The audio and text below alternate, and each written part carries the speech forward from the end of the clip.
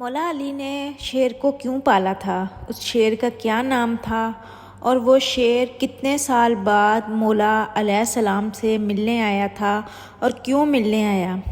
حضرت امام حسین علیہ السلام نے جس شیر کو پالا تھا وہ شیر ابو الحارث کہاں سے آیا، اور بچپن میں آزاد کیا ہوا وہ شیر اس طرح 10 محرم کو امام علیہ السلام کی شہادت کے بعد پہنچا، اور اس کے بعد فوج یزید کے ساتھ اس نے کیا کیا؟ امام حسین علیہ السلام نے بچپن سے ایک شیر پال رکھا تھا جس کا نام ابو الحارث تھا۔ عربی میں حارث شیر کو کہا جاتا ہے۔ یہ شیر امام حسین علیہ السلام کو کیسے ملا؟ آج کی اس ویڈیو میں مکمل تر تفصیلات آپ کے ساتھ شیئر کی جائیں گی۔ ایک دفعہ مولا علی علیہ السلام خطبہ فرما رہے تھے کہ اس دوران کچھ لوگ دوڑتے ہوئے مولا علی علیہ السلام کے پاس آئے۔ مولا علی علیہ السلام نے پوچھا تو انہوں نے کہا کہ مولا ایک شیر آپ کی طرف آ رہا ہے۔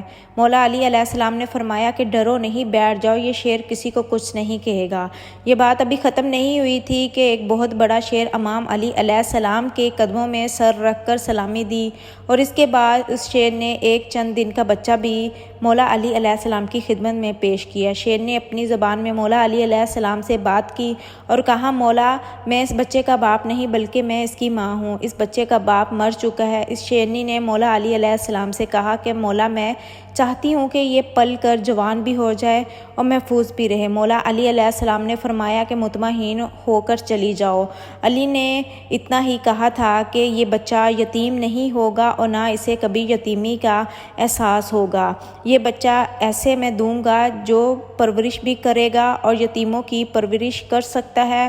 اور اس شیرنی نے یہ سن کر کہا کہ مولا علی وہ کون ہے جو حیوانوں کو بھی اتنا زیادہ پیار کرتا ہے اور یتیمی کا احساس نہیں ہونے دیتا؟ مولا علی علیہ السلام نے فرمایا کہ میرا ایک بیٹا ہے جس کا نام حسین ہے، یہ یتیموں کی اس سے زیادہ پرورش کرنا کوئی نہیں جانتا۔ مولا علی علیہ السلام نے فرمایا کہ اے حسین، یہ شیر کے بچے کو تم لے جاؤ، اور امام حسین علیہ السلام نے اس چند دن کے بچے کو اٹھایا اور سر پر شفقت سے ہاتھ پھیرا اور فرمایا کہ آج سے اس کا نام ابو الحارث ہے۔ ابو الحارث کی بچپن سے ہی امام حسین علیہ السلام سے بہت زیادہ دوستی ہو چکی تھی اور وہ ہر جگہ امام حسین علیہ السلام کے ساتھ رہتا تھا۔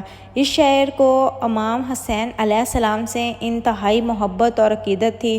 جب یہ شعر بڑا ہو گیا تو کچھ لوگ مولا علی علیہ السلام کے پاس آئے اور کہنے لگے، یا علی اب شعر بڑا ہو گیا ہے، ہمیں اس سے خوف آتا ہے اور ہمیں اس سے خطرہ ہے کہ کہیں یہ ہمیں نقصان نہ پہنچا دے۔ مولا علی علیہ السلام گھر تشریف لائے اور امام حسین علیہ السلام سے فرمانے لگے، بیٹا میں نہیں جانتا، یہ عرب کے لوگ کہہ رہے ہیں کہ ابو حارث جوان ہو چکا ہے، اب اسے ہم سے خطرہ ہے اور ہمیں اس سے خطرہ ہے، ابو الحارث کو اب آزاد کر دو۔ ناظرین، یہ سننا تھا کہ امام حسین علیہ السلام کی آنکھوں میں آنسو آ گئے۔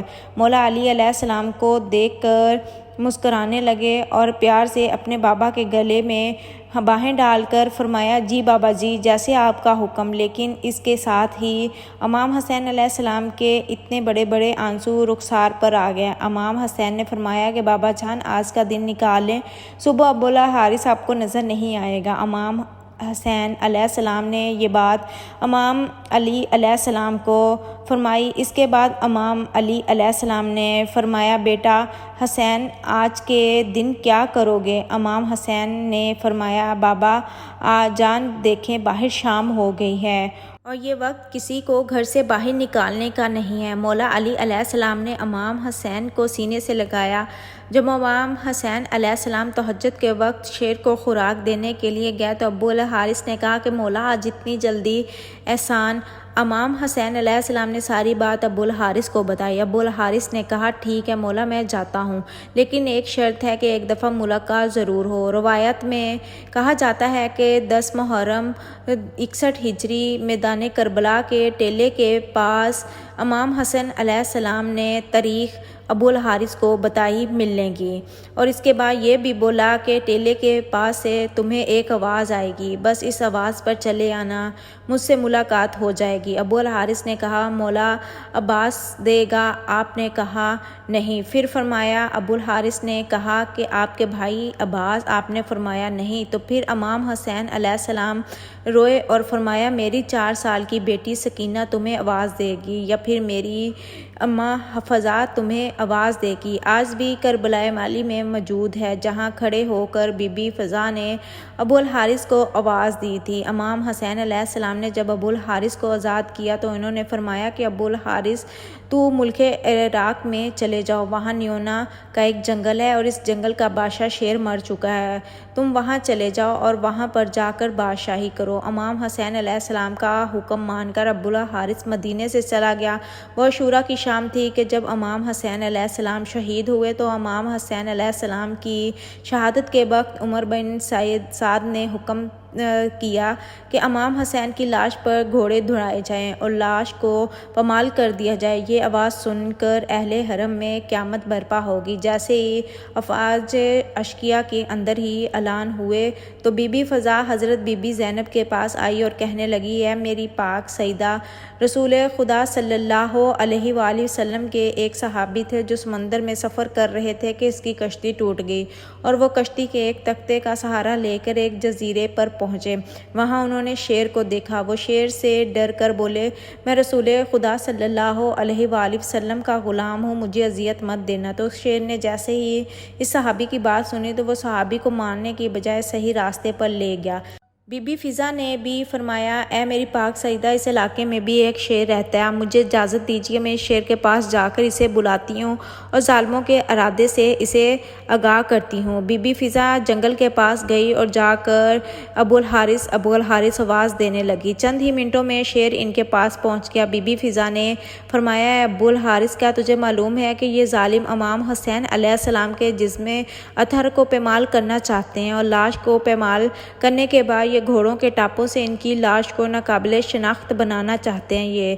یہ سن کر وہ شیر ابو الحارث امام حسین علیہ السلام کی لاش کے پاس بیٹھ گیا۔ اور ناظرین، مقتل کی کتابوں میں ہے کہ شیر ابو الحارث نے امام حسین کے خون سے اپنی پیشانی رنگی، یعنی کہ جب لوگ گھوڑے پر سوار ہو کر امام حسین علیہ السلام کی لاش کو پامال کرنے کے لیے آئے تو دیکھا کہ ایک شیر موجود ہے۔